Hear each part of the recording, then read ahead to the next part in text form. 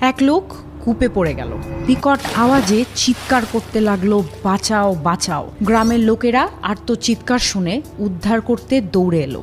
একটা রশি নামানো হলো কূপে। এরপর লোকটা রশি বেয়ে উঠে এলো। সে হাঁপাচ্ছিল, তার বুকটা ধড়পড় করছিল, ভীষণ ক্লান্ত আর অবসন্ন দেখাচ্ছিল তাকে।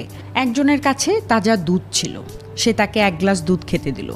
লোকটা ঢকঢক করে দুধটুকু খেয়ে তৃপ্তির ঢেকুর তুলল।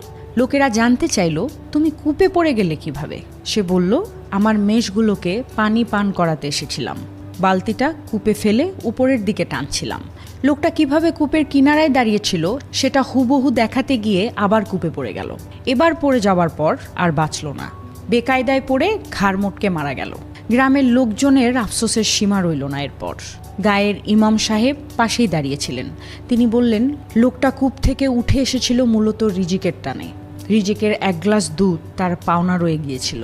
ইমাম সাহেব কথা বলার পর ঘটনাস্থলে থাকা সবাই বুঝতে পারল যে রিজিক সুনির্ধারিত।